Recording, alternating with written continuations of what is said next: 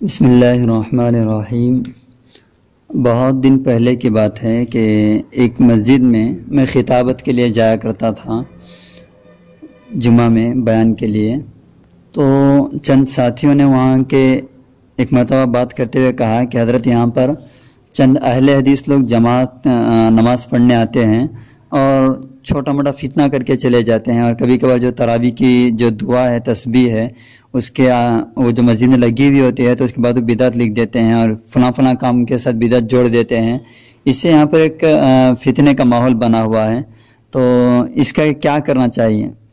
تو ایک تو میں اس کا ایک آسان علاج بتا دیا تھا کہ جو بھی اس طرح کا کام کرے تو اسے جو میرے حوالے کرے، میرے پاس لا کر بٹھائیں، ان سے بات چیت ہوگی، پھر ان سے پوچھیں گے کیوں بدعت ہے، کس لحاظ سے ہے۔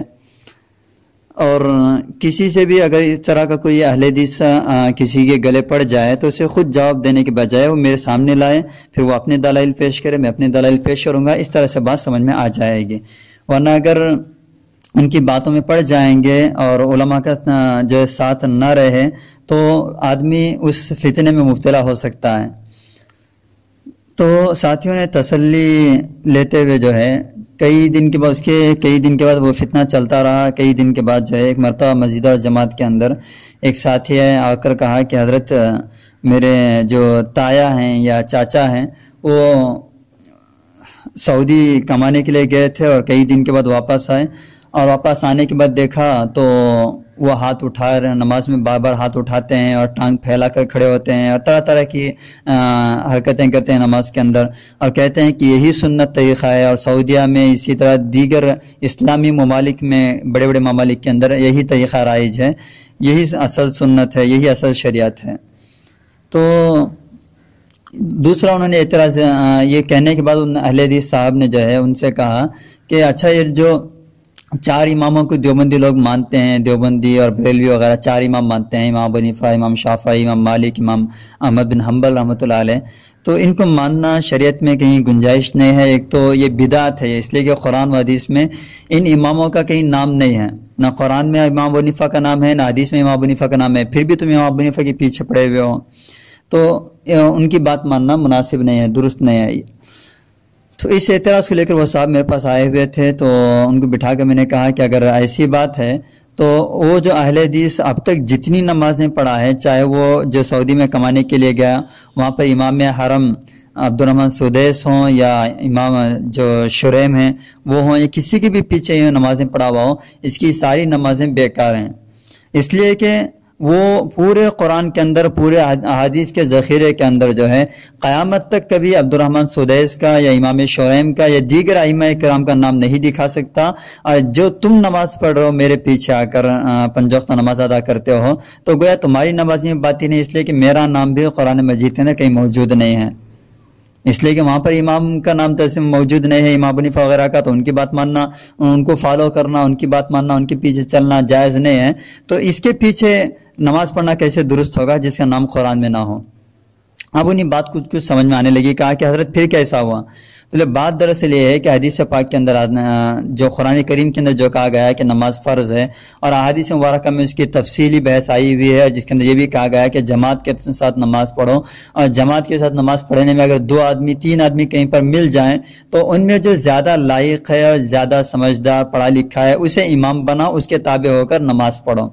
امام کو چننے کا یہ طریقہ بیان کیا گیا ہے کہ دو آدمی یا تین آدمی کہیں پر جم جائیں تو ان میں ایک کو امام بناؤ، اور امام بنانے کے لیے کیا کریں، اس میں جو زیادہ قابل آدمی ہے اس کا انتخاب کریں۔ اسی طرح قرآن کریم کے اندر کہا گیا ہے کہ فَاسْأَلُوا أَهْلَ الذِّكْرِ إِن كُنتُمْ لَا تَعْلَمُونَ، اگر تم کسی مسئلے میں مجہول ہو، تمہیں اس کا جواب معلوم نہ ہو، کوئی مسئلہ جلد سمجھ میں نہ آتا ہو، تو جو جاننے والے ہیں، جو قابل ہیں، جو قرآن کے علوم سے واقف ہیں، ان میں سے کسی ایک کو اپنا رہبر بناؤ، چن لو، ان سے اپنے مسائل حل کر لو، ان سے پوچھ لو، فَاسْأَلُوا، ان سے پوچھ لو، اور اس طرح وہ جو جواب دیں گے قرآن حدیث سے اس پر عمل کرو۔ اب یہ اس کے ذریعے سے معلوم ہوا کہ زیادہ جو قابل آدمی ہے اسے اپنا امام بنانا چاہیے، اس کی بات ماننا چاہیے، اس کے پیچھے چلنا چاہیے۔ تو اب ہم نے دیکھا کہ ائمہ کرام کے اندر، اس لیے کہ ان ائمہ کے تعین سے پہلے کئی ائمہ کرام موجود تھے دنیا کے اندر، جیسے کہا جاتا ہے کہ 300 یا 250 کے قریب جو ہے بڑے بڑے اکابر موجود تھے، مجتہدین تھے جو امام ہونے کی صلاحیت رکھتے تھے، لیکن ان میں ان 4 ائمہ کرام کے مسلک کے اندر جو ہے تمام ایک انسان کے پیدا ہونے سے لے کر مرنے تک جن جن مسائل سے اس کا ربط ہوتا ہے، اس کا تعلق ہوتا ہے، ان تمام مسائل کا حل ان 4 ائمہ کے